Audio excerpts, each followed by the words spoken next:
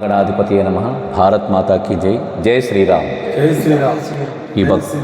ఈ భక్తులు దివాన్ చెరువుకి 5 కిలోమీటర్ల దూరం ఉన్న శ్రీకృష్ణపట్నం నుంచి వచ్చారు.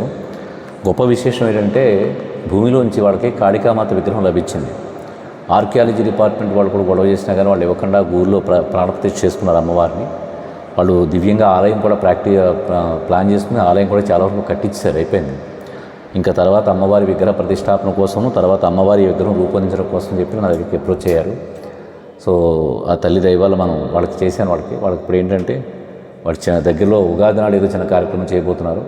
ఆ కార్యక్రమం కూడా ఒక 5,000 నోట్ల వాళ్ళకి పంపించాను. దీని తర్వాత కార్యక్రమాలు ఎలక్షన్ అయిపోయిన తర్వాత వాళ్ళు ఏ విధంగా చేసి పెట్టుకుంటారో ఆ విధంగా మనం ఎంతవరకు వీలుంటే అంతవరకు సాధ్యమయ్యేలా చేసి పెడదాం. అది బట్ విశేషం ఏంటంటే కాళికాదేవి విగ్రహం చుట్టుపక్కల ఎక్కడ లేదు. వాళ్ళు ఎంతో భక్తి శ్రద్ధతో చేస్తున్నారు. ఆ తల్లిని భరించడం కూడా చాలా కష్టం. బట్ వాళ్ళు ధైర్యంగా ఈ పని చేస్తున్నారు.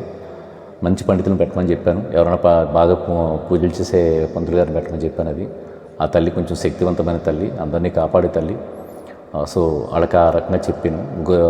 ఉగాది నాడు ఆహ్వానించారు. ఉగాది నాడు వాళ్ళ ఊరికి వెళ్ళి జస్ట్ వాళ్ళకు కూడా ఏదన్నా వాళ్ళకి కావాల్సిన మనోబలాన్ని అది ఇవ్వడానికి సాయంత్రం ఆ ఊరికి వెళ్తున్నాను. అది so thank you very much. మీరు అందరూ వచ్చినందుకు నేను తప్పనిసరిగా వస్తాను. భారత్ మాతాకి జై. జై శ్రీరామ్.